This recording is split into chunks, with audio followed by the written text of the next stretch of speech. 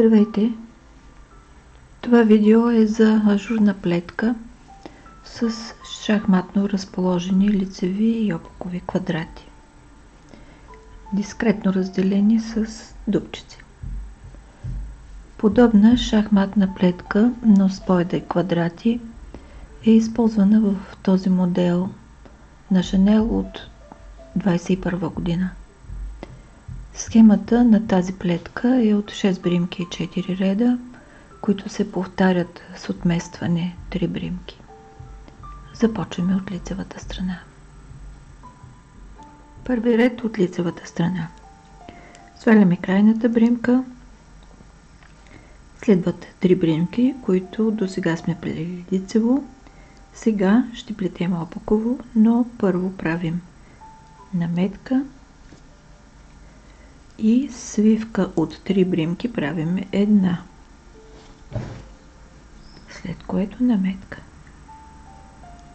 Следват 3 лицеви и отново наметка. Сваляме първите 2 като лицеви. По този начин им обръщаме местата. Първа става средната. Третата изплитаме, първите 2 връщаме върху третата. От 3 получихме една наметка. 3 лицеви, наметка, свивка от 3 една, наметка. 3 лицеви, наметка, свивка, наметка, 3 лицеви. На втория ред сме от опаковата страна. Тук плетем, както виждаме, бримките от долния ред. 3 опакови, 3 лицеви, 3 опакови, 3 лицеви. Трети ред от лицевата страна. Повтаряме бримките от долния ред. 3 опакови, 3 лицеви.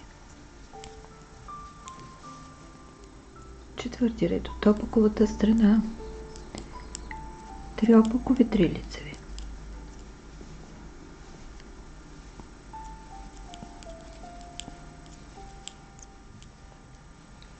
След първите 4 реда имаме едната пътечка.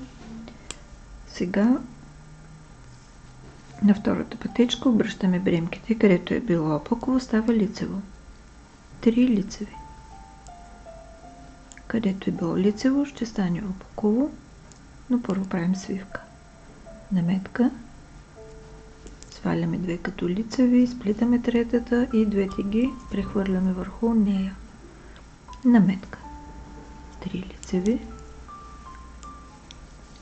наметка, свивка, една от 3, наметка, 3 лицеви, наметка, свивка, наметка. Плетем така до края на реда. 6 ред от опаковата страна. Тук плетем 3 лицеви, 3 опакови. Редуваме 3 лицеви с 3 опакови до края на реда. 7 ред от лицевата страна. 3 лицеви, 3 опакови.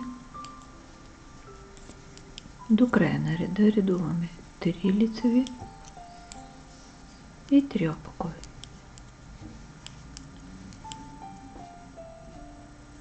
Последен 8 ред от опаковата страна. 3 лицеви и 3 опакови.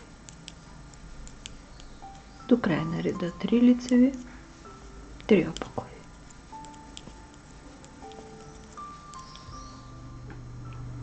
При плетене в кръг разликата е в четните редове и те изглеждат така. На втори и четвърти ред плетем 3 опакови, 3 лицеви, а на 6 и 8 3 лицеви, 3 опакови.